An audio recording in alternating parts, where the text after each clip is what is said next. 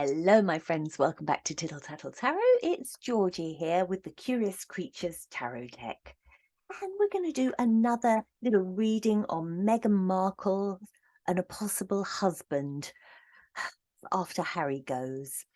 So, the husband that I have in line for her, the potential match today, is Justin Trudeau. Now, I know I said to you in probably the last video or the one before that I wasn't going to read on men who had very lovely wives and seemed to be very happy because it didn't seem fair. You know, just let them be with their lovely wives and let's not interfere with Miss Markle. You know, let's not put her anywhere near the mix. But the Trudeau marriage, I don't know what you think, but I think it's a bit rocky myself. I've seen the way she looks at him, and I saw that kiss. Did you see that kiss? The way she like sort of recoiled in horror when he kissed her. So I don't know how much longer Sophie's going to be hanging around with Trudeau. And he always seems to be very taken with Meghan. So let's just have a little look. After Sophie ditches him, would he consider a dalliance with Miss Markle? What do you reckon? He's definitely a multi-millionaire. I don't know whether he would quite be a billionaire. Well, I don't know. Could be. But, you know, he's rich enough. He's got a pulse. Some would say he's good looking, if you like that kind of thing. And, well, he isn't available, but something tells me that he might well be soon. So, what does Justin Trudeau think of Meghan Markle as a possible love interest? A possible wife-to-be? Someone to step out with? Or anything in between? So, Mr. Trudeau, Justin, come on, tell me, what do you think of Meghan Markle? Be honest. I've got the deck of curious creatures. So, sweet curious creatures, tell me all about Justin Trudeau's thoughts and feelings towards Meghan Markle.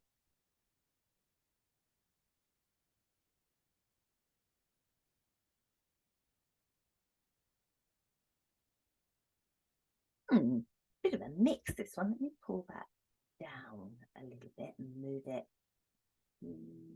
over that way. Okay, I think he's got low boundaries with her. You know, this would be like quite healthy boundaries. You know, no, you're there, I'm here, don't cross that line. You know, I need my space, you need yours. Don't come any closer, that's fine. You know, we get on well, but, you know, keep your distance. And I think she's crossed that with him. And he's got this in reverse. And I think he's a little bit, I don't think he quite knows how to handle this woman. I think that she's like kind of right in his face, if you like. And he's like taken a step backwards and she's taken a step forward.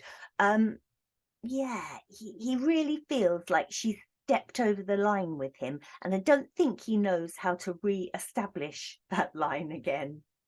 So that's quite interesting.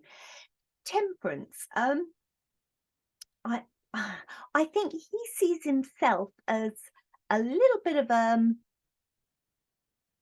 mediator, someone who can just offer a bit of a shoulder to cry on. And I think this is where it's gone a bit wrong. He's at some stage he's sort of said, oh, you know, they're there, and sort of offered her a level of support. And she's done what she would normally do. He's given her an inch and she's taken a mile, if that makes sense. So I think that's what these two cards are saying. You know, well, I was kind to her, and I can't imagine Justin Trudeau is kind to a lot of people. But for whatever reason, he said, oh, come to Canada. Come to Canada, and you know, you're so welcome. And I think she took that as, oh, great, you know, let's trample over everybody in Canada. And then he felt a little bit, oh God, well, I don't know how to reestablish these boundaries now. So he's a little bit off guard with her now. So I'm not quite sure he knows quite how to handle her. And then we've got the couple of reversals here. he sees the indulgence in this. I think he's witnessed her getting a bit, you know, drunk. A bit too much of the old rosé. I think he's seen that side of her, and I think that he's probably a bit of a control freak, our Justin.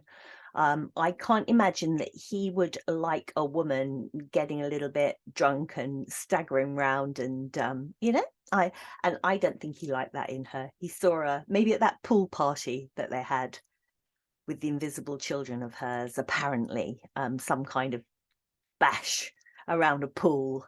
Um, so I reckon that he saw her drunk and thought, oh no, yeah, that's not good. Um, no, he doesn't see that anything could happen there. I just think he's just been a little bit mown down by her, sort of taken off guard with her. I think she's too much for him to handle, I think she's too in your face, too much wine, and I think he's a bit frightened of her, to be honest with you. If that is honestly the feeling I'm getting from this.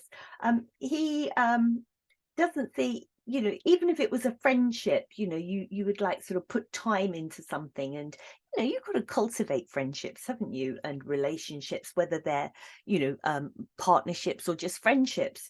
You put time into them, and like this little squirrel in the Seven of Pentacles, he's watered these pentacles, and he's got a lovely sunflower coming up because he's taken his time with it. But in reverse, no, I think that he sees she's not worth the effort.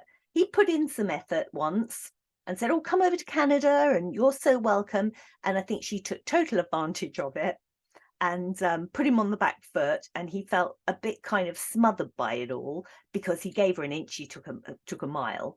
And then he witnessed her getting all peed up on a little bit of rosé and God knows what, saw her staggering around the garden and thought, oh my God, no, that's not on. We don't want that. That's not cricket. And he thought to himself, no, she's not worth investing in.